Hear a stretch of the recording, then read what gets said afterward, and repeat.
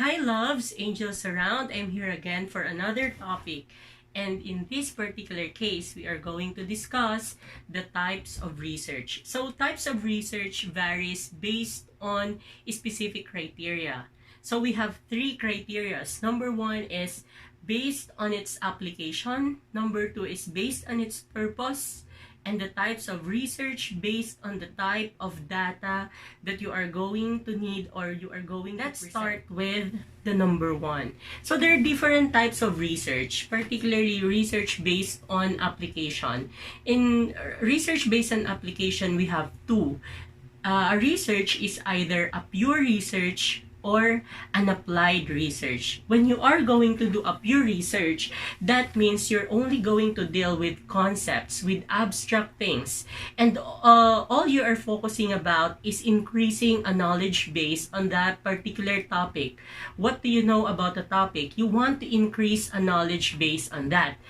That is pure research. But if you want to conduct an applied research is creating a solution to a problem. So in applied research, you are making a practical use of technology.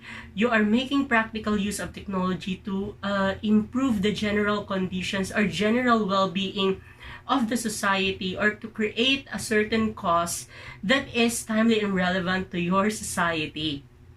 That is an applied research. So applied research is applicable both in the natural sciences, in biology, in physics, particularly in physics, applied research, even in chemistry, and even in earth and life science. But it can also be applied in social sciences, like among social workers. So social workers can create like programs, or even teachers can create programs based on the results of their researches. So that can be an applied research. That makes a research applied. So example, your pure research when you were in college, this is an example.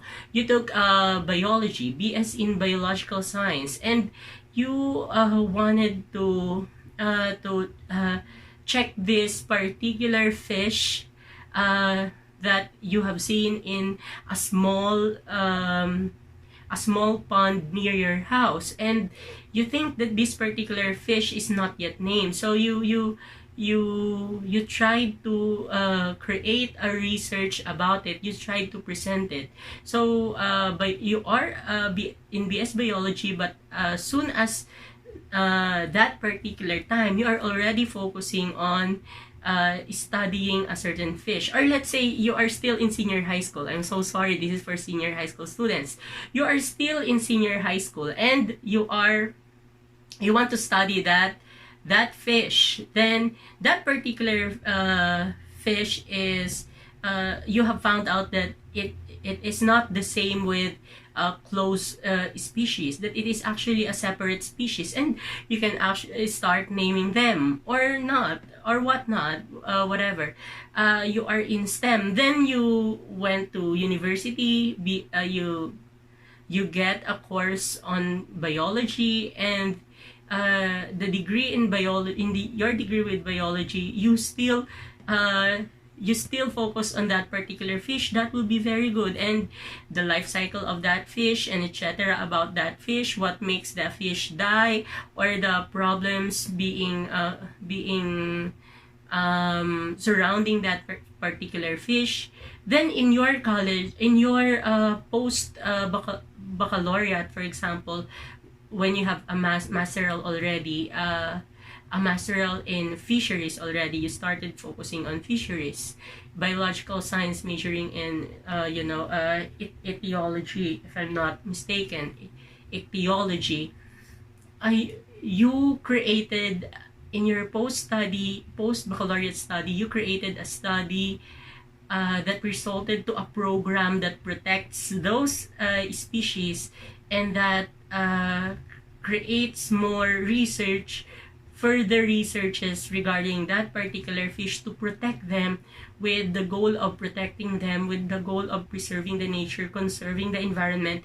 Then that is now becomes applied. So there is a very big separation between the two. But if you're going to look at research, increasing knowledge we always start with pure research. We always start with increasing the level of knowledge, or developing, discovering, creating new knowledge about our environment, about our society. Then at the end of that, we create programs or systems that will help solve any issues surrounding that particular natural or social phenomena. Next, or phenomenon type is based on purpose.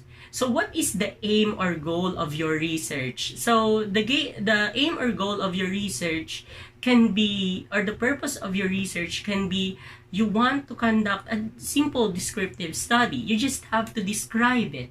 Like describe what it does, what's the color, what's the usual size, what is the adult age of that, how does it happen, where does it happen. I'm thinking about chismis or rumor. When does it happen, where does it happen, how does it happen, what are the common topics, for example. So you are just describing it, either quantitatively or qualitatively. If you're just describing it, that is descriptive. Then you also have correlational. For example, the correlational is the academic success of the children and the chismis activities or practices of the parents. If you would like to correlate them with one another, or what do you call this? Or if you'd like to study the relationship of, let's go back to the fish, that is a better topic. So you would like to check the correlation of the number of population of that particular fish in the pond near your home, and the pond like away from your home. Why is it that there are more population in that particular place? Correlation. There are two. You are trying to find common ground with two separate phenomena. That is correlation. And you also have explanatory. If you would like to explain a certain natural phenomena or social phenomena, that is very as simple as explanatory. You would like to explain why a certain phenomena, or why a certain phenomenon happens, and how does it happen. That is as simple as explanatory. Reasoning out, finding the reason or the cause, and the cause or the cause and also the effect of a particular event. Also, you have exploratory. This is usually conducted in qualitative researches. Exploratory is you have a certain subject area or topic, and you do not really have a specific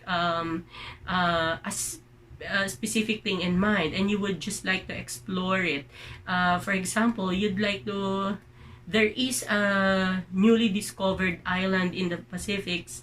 For the longest time, nobody has been in that island or was welcomed in that island, and suddenly they changed leadership, and they were already open to the outsiders, and you were one of the very first anthropologists who was able, anthropologist, senior high school, who was able to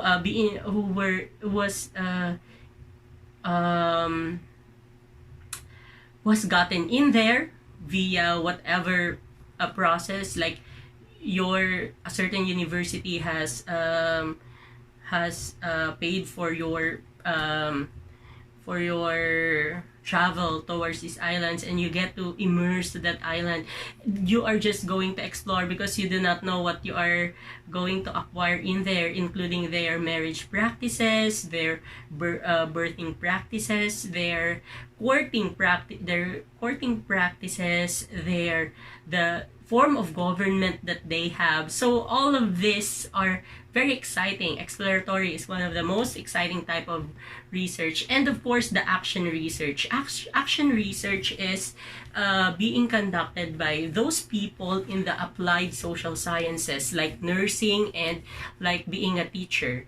And among teachers, action research is something that teachers should be doing. So in action research, you get to acknowledge the current situation of the subject that you are, of the population, or of the subject that you are dealing with, or that you are serving, or if you are a nurse, your clientele, the patients, and if you are a teacher, the children, the students, the learners, and you will want to see their current level in that area, and you would like to create changes or to improve the situation by doing a system, by creating a system at the end of that, by learning that this particular system, applying this particular system may or may not improve the situation. So that is an action research. We also on types of data. So that is number 3 already. Based on types of data. Based on types of data, we have only 2, the qualitative and the quantitative data. So qualitative and quantitative data are different in such a way that quantitative data focuses on the numbers, of course, the use of statistical treatment, and the methodology that is going to be used is quite rigid, just to get numbers, to get percentages, to get numbers that will represent the whole population, that applies to the whole population, while qualitative research is an in-depth understanding of human perception, emotion, and attitude towards social phenomena. While qualitative research most commonly being used in soft sciences like sociology and anthropology, quantitative research is also being used in social sciences, but it is known to be more effective in dealing with the natural sciences, the natural phenomena like in biology, physics, chemistry, and earth and life science.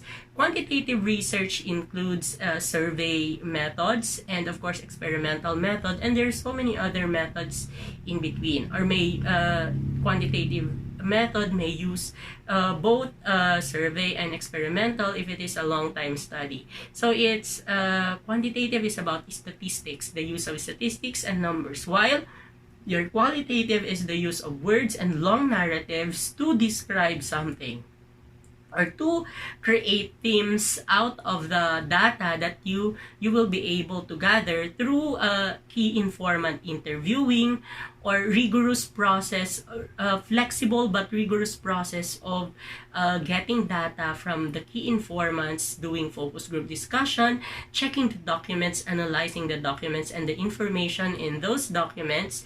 Examples are the phenomenology, or studying the phenomenology, studying the different lived experiences of the people, and of course of certain group of people, for example, and of course case study deals with certain group of people and organization of a person with such a special characteristic or sets of characteristics that are can only be found to them. So that is case study. Again, let me repeat, we have types of research based on application. We have the pure research and the applied research. We have the types of research based on the purposes. We have correlational, descriptive, exploratory, explanatory, and of course action research. And we also have the number 3 is the types of research based on the type of data, the qualitative research or quantitative research. I think that would be all. If you have any question, comment down below, ask me, and don't be shy. I will try to reply to them, and maybe I could create like a content that will be answering all of your questions. Or if you want to ask a certain topic and a certain title and what methodology may be used, I could actually help you, but at certain level only, because I'm a simple senior high school teacher trying to to be good to the students, trying to be informative to the students. So thank you so much, and angels around.